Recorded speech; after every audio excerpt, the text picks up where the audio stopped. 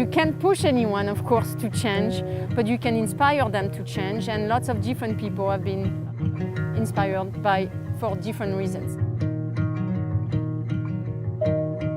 I got started with questioning what we were doing at home, how we were consuming, how we were using products, how we were using our water or even our energy, because I was starting to worry about the kind of future that I, as a parent, was creating for my children.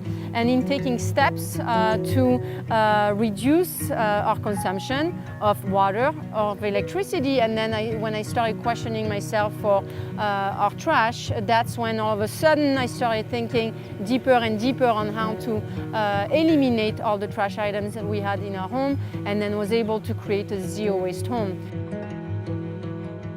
Some people get started for health reasons. Let's say someone in their family has cancer, they start looking at the causes of cancer, and then they find that it's the products that surround us or the things we put in our bodies.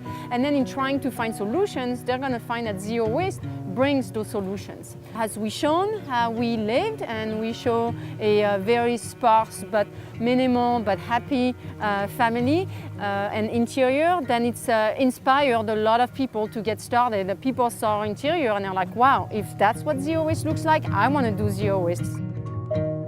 What I'd like people to really understand is that the zero waste lifestyle is the complete opposite of what they expect it to be. At least for us, it's been the complete opposite of what we expected it to be.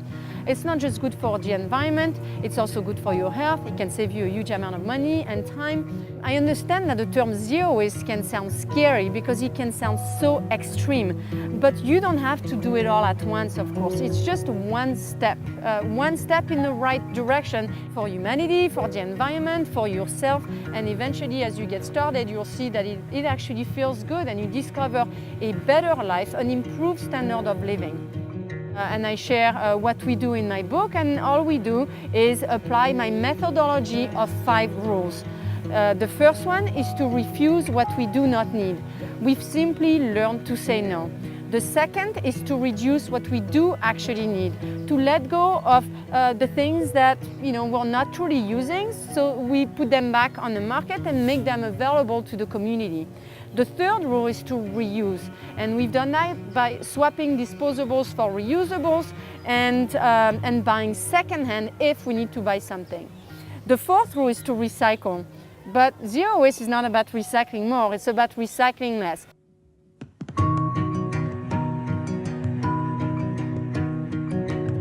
So if you follow my 5 rules in order, you'll find that if you refuse as much as you can, and then reduce as much as you can, and then reuse as much as you can, then you'll have very little recycling left.